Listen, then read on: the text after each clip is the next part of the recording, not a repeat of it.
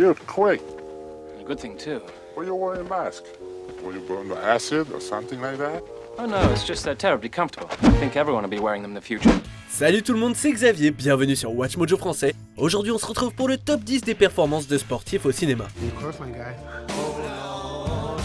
I have come here to chew bubblegum and kick ass. And I'm all out of bubblegum. I'm sure I'm invisible. Hi, Drax. Pour cette liste, on va s'intéresser aux rôles les mieux joués par des sportifs de haut niveau, tous sports confondus. On va baser le classement sur la qualité du jeu en lui-même et pas sur la popularité de l'interprète ou du film. A noter aussi deux choses, on va parler de sportifs actuels et retraités, par contre, il n'y aura pas de pratiquants d'arts martiaux qui méritent leur propre liste. Et selon vous, quel athlète est le plus convaincant à l'écran? Non, mieux encore, qui est le pire? Dites-nous ce que vous en pensez dans les commentaires. Numéro 10, Michael Jordan, Space Jam. Bugs Bunny. You were expecting maybe the Easter Bunny? You're a cartoon, you're not real. Space Jam, c'est un peu le qui veut la peau de Roger Rabbit des films de sport. C'est une œuvre aussi farfelue que géniale. This place is a mess. Meth? You're worried about a little meth? There's nothing here a little spitshine wouldn't fix. Spitshine!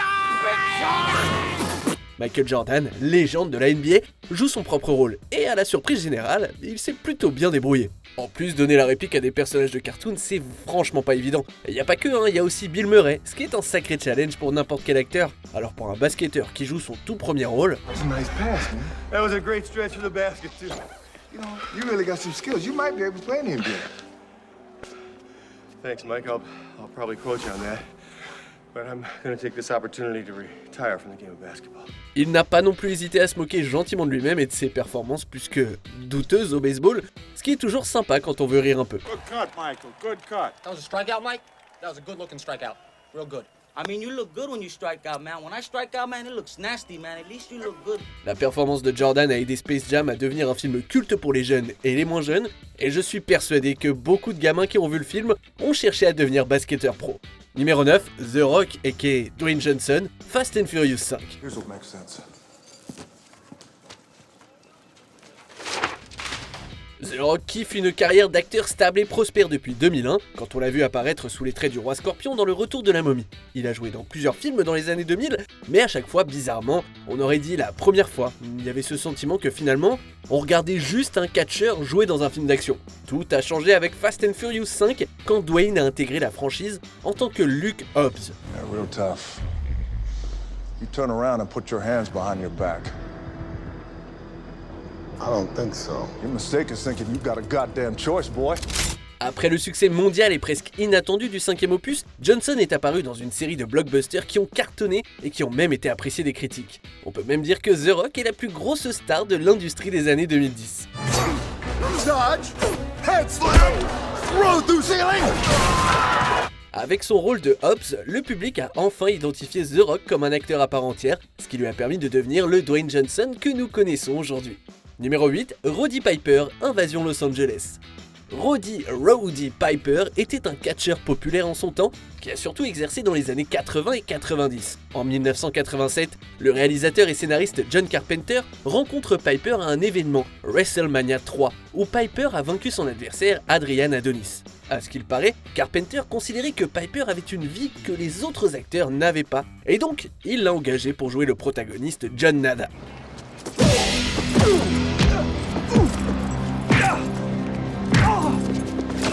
Piper apporte un certain côté cool au rôle et plusieurs de ses scènes sont devenues des classiques. Par exemple, il y a sa très marrante réplique du chewing-gum ou sa baston de ruelle avec Kiss David, que certains considèrent comme étant l'une des meilleures scènes de bagarre de l'histoire du cinoche. I have come here to chew bubblegum and kick ass. And I'm all out of bubblegum. Pas facile d'être dirigé par John Carpenter et de jouer aux côtés de Kiss David, mais l'inexpérimenté Roddy Piper y est arrivé et avec brio. Brother, life's a bitch. She's back in heat. Numéro 7, André the Giant, Princess Bride. We face each other as God intended. Sportsmanlike. No tricks, no weapons. skill again, skill along.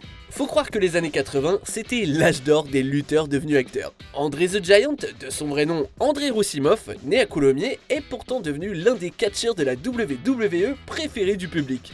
Lui aussi est apparu dans WrestleMania 3, où son combat avec Hulk Hogan était l'événement principal. You're quick. A good thing, too. Why you wearing a mask? Were you burned by acid or something like that? Oh no, it's just they're terribly comfortable. I think everyone will be wearing them in the future.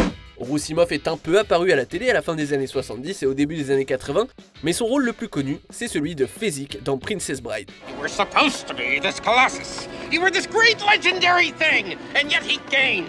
Well, I'm killing 3 people, and he got on himself. I do not accept excuses. I'm just going to have to find myself a new giant, that's all. Don't say that, Vincini, please. Son jeu est l'un des plus touchants dans ce film rempli de superbes performances. Il apporte même une atmosphère très chaleureuse que peu d'autres acteurs, professionnels ou pas, arrivent à transmettre. Au dire de tous, André était, paraît-il, encore plus marrant derrière que devant la caméra. Fuzzy, are there rocks ahead? If they are, we all be dead. No more rhymes now, I mean it. Anybody want a peanut? Numéro 6, Ray Allen, He Got Game. Alors, He Got Game n'a pas récolté beaucoup d'oseille, pourtant on le considère souvent comme un des meilleurs films de Spike Lee. On y voit Denzel Washington dans la peau de Jake Shuttleworth, un tauliard qui convainc son fils, Jesus, de jouer au basket pour l'université du gouverneur. You know, if you're gonna go to big state, I mean, is that like a finalist or the final four for you? They're in my top 10. Spike Lee a envisagé plusieurs stars du basket pour le rôle de Jesus, dont Kobe Bryant, Tracy McGrady et Allen Iverson, avant de finalement opter pour Ray Allen. Oh, don't get mad. You just want Tommy to be a good sportsman, didn't you? Ball up. You want a jump shot dunk? Jamais Allen n'avait joué auparavant, alors bosser avec des gars comme Spike Lee et Denzel Washington, ça aurait carrément pu le déstabiliser. Mais 8 semaines d'entraînement l'ont préparé, et Allen a fait bonne figure à l'écran, aux côtés d'un Washington récompensé aux Oscars, s'il vous plaît. You get any of them letters? Yeah, I got your stupid letters. I tore them up too. What about Mary's? I tore those up too. Sa performance a été globalement bien reçue et acclamée, y compris par Roger Ebert.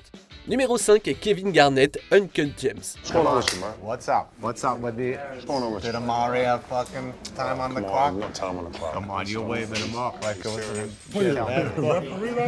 L'intrigue entière de Uncut Gems tourne autour de la star du basket Kevin Garnett, son lien spirituel fort à l'Opal et l'effet magique que ça aurait apparemment sur ses performances. En d'autres termes, sacré rôle pour Monsieur Garnett. That's a sign for that I need. That's what this is.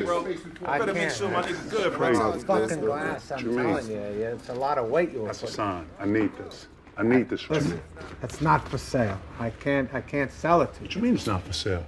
Il a fallu qu'il partage l'écran avec des acteurs confirmés comme Adam Sandler ou encore Lakeith Stanfield. C'est loin d'avoir été un problème pour Garnett. Il fait preuve de beaucoup d'émotions, comme l'émerveillement, la jovialité amicale, l'agacement profond, et son interprétation permet au public de ressentir vraiment toute la majesté et la puissance de l'Opal. This hasn't been straight since I came here. You understand? Why are you saying that? Because I brought it over. It's just one thing. You know, I come back over here, I brought it back. Howard, I brought it back. I didn't have to bring it back. You understand? Et c'est un élément vraiment super important quand on voit l'influence que ça a sur l'histoire et sur les personnages.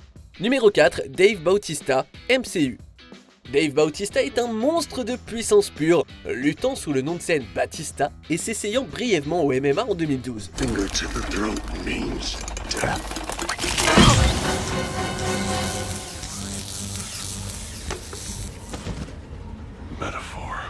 D'ailleurs, il s'était aussi essayé au cinéma, mais le rôle qu'il a fait percer, c'était bien celui de Drax le Destructeur dans Les Gardiens de la Galaxie, un rôle qu'il a repris à plusieurs reprises jusqu'à Endgame. Et contrairement à d'autres combattants d'arts martiaux devenus acteurs, il n'a pas eu à exécuter une seule technique d'art martial dans ces films-là. Okay. She just told everyone your deepest, darkest secret. Dude, come on. I think you're overreacting a little bit. You must be so embarrassed. C'est l'un de ces choix de casting parfaits qui laisse les fans se demander si quelqu'un d'autre aurait été capable d'interpréter le personnage. Bautista est Drax, tant dans l'immensité physique que dans la naïveté et dans l'audace, ou encore dans les répliques tranchantes. My movement was so slow that it's imperceptible. I'm sure I'm invisible. Hi, Drax. Il a pile le ton comique qu'il faut, ce qui lui permet de se fondre dans la masse d'acteurs bien plus expérimentés que lui. How the hell is this dude still alive? He is not a dude. You're a dude. This is a man. A handsome, muscular man. Numéro 3, Arnold Schwarzenegger, Terminator. Schwarzenegger a été un acteur plus que prolifique pendant tellement longtemps que beaucoup de gens ont totalement zappé qu'avant tout ça, c'était un athlète connu mondialement. Schwarzy était un bodybuilder, ou un culturiste si vous préférez, professionnel, gagnant 3 fois le titre de Mister Univers, ainsi que 7 concours Mister Olympia au cours des années 60 et 70. Son premier grand rôle, c'était Conan le Barbare en 82, mais c'est bien Terminator qui a fait de lui une star mondiale. Arnold transpirait la méchanceté pure, capable de rendre menaçant quelque chose de banal, même marcher. C'est réellement pas facile pour un acteur d'arriver à communiquer une peur authentique. Schwarzenegger y est arrivé, et en plus, avec peu de mots et peu d'émotions exprimées. Get out. Et les quelques mots qu'il a prononcés étaient giga secs. So, which will it be? All. I may close early today. There's a 15-day wait on the handguns, but the rifles you can take right now. You can't do that. Wrong. En résumé, c'est l'un des meilleurs méchants de l'histoire du cinéma, tout simplement. I'll be back. Numéro 2, LeBron James, Crazy Amy. Dans Crazy Amy, on retrouve Amy Schumer dans le rôle de la fêtarde Amy Townsend, qui doit écrire un article sur un médecin du sport du nom de Aaron Connors, joué par Bill Hader. L'un des plus proches amis de Connors n'est autre que LeBron James, incroyablement radin. Oh, here they are. Did you just drive 40 minutes back here to look for your sunglasses? Yeah, of course. You think I'm gonna give Sunglass Hut another $30 for these? You crazy? James avait déjà un peu joué avant Crazy Amy, mais ce film, c'est ses débuts au grand écran, et quel début! I'll come when I have the time. I just don't have the time right now. I'll come when I have the time. I've just been really busy. You visit me in Miami all the time. Yeah, but that's Miami. I mean, What's the difference between Miami and Cleveland? It's the same. James, croyez-moi, c'est l'un des points forts du film, offrant de nombreux rires avec son timing et ses répliques. So like, you get butterflies when you hear his name? Excuse me? When you look in the clouds, do you see his face? Do you hear his name when you listen to the wind? Jamais personne n'aurait cru LeBron capable de donner la réplique à Bill Hader dans une scène, et comme quoi, il nous a prouvé le contraire. Yes, you are my bitch, LeBron James. But not really, not really. You gotta admit, that was a good shot, though. Come on, man. I scored on LeBron James. I'm never playing basketball again. Lunch is on you, buddy. Where you going, Aaron? Woo! Aaron. Avant de dévoiler notre vainqueur, voici quelques autres prestations de haute volée de la part de sportifs qui méritent bien une mention honorable. Jason Lee, Chasing Amy, le skateur professionnel Jason Lee a montré ses talents d'acteur. This relationship is affecting you, our work, and our friendship. And the time's gonna come when I throw down the gauntlet and say it's me or her, then what are you gonna say? Vinnie Jones, arnaque, crime et botanique, le footballeur Vinnie Jones a commencé sa carrière d'acteur dans ce film culte de Guy Ritchie. Mind your language in front of the boy. Jesus Christ! That includes blasphemy as well. Mike Ditka, match en famille.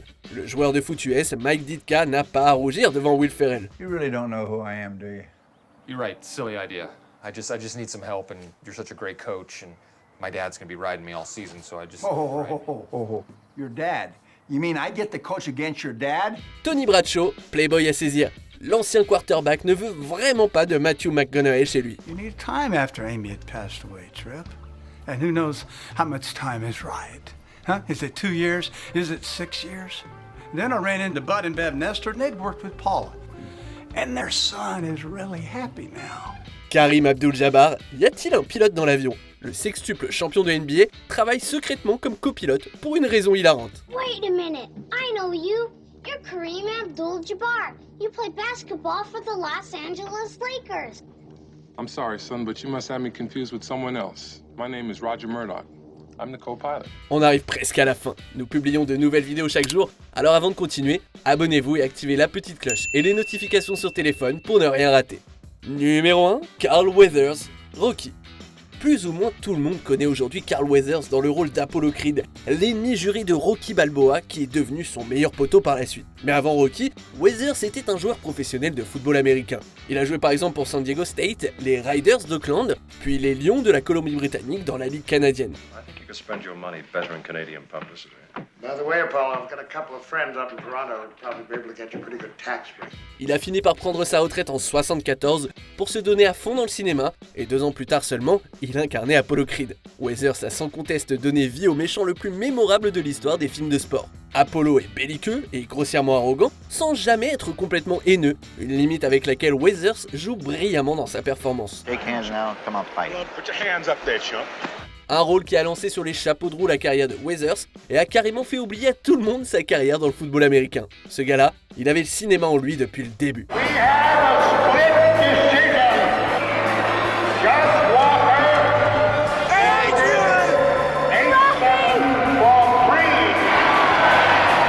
Que pensez-vous de cette sélection? Dites-le moi en commentaire et checkez cette autre super vidéo de Watch Mojo français.